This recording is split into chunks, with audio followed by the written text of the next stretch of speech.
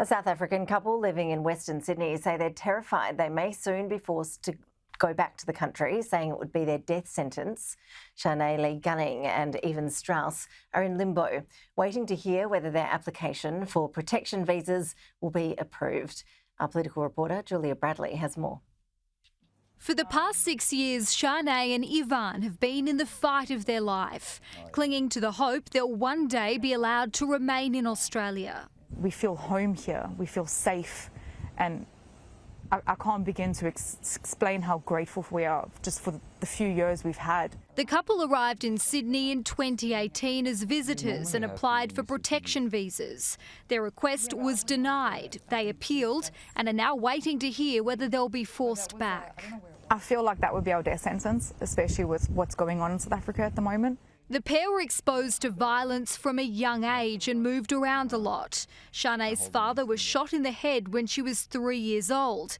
This now blood-stained blanket was used to cover his lifeless body. There was sightings of the men who came to his door and then left the foyer area, but it was never followed up on. Shanae recalls a group of men trying to break into the granny flat she shared with her mum at the back of a horse farm.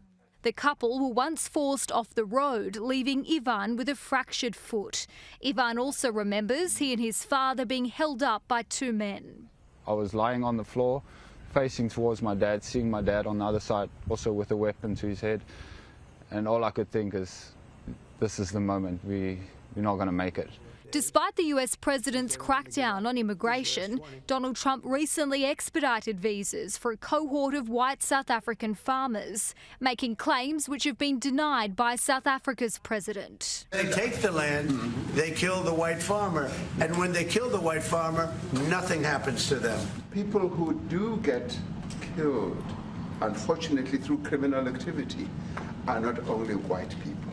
Majority of them are black people.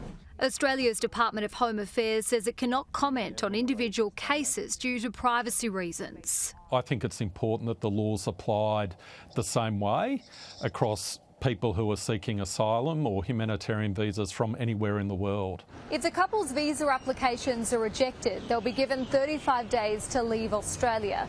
But one legal expert believes there could be other options. If they depart and they apply for a 482 visa, as an example, those visas generally take a couple of months currently to be finalised and determined. The other pathway of ministerial intervention can be fairly quick. Shanae is an estimating manager, Ivan an air conditioning technician. His skill is in demand in Australia. We'll even move anywhere in Australia. The most remote area in Australia we'll go. Wherever it is where our skills are needed, we'll go there. For now, an anxious wait. Julia Bradley, Sky News, Sydney.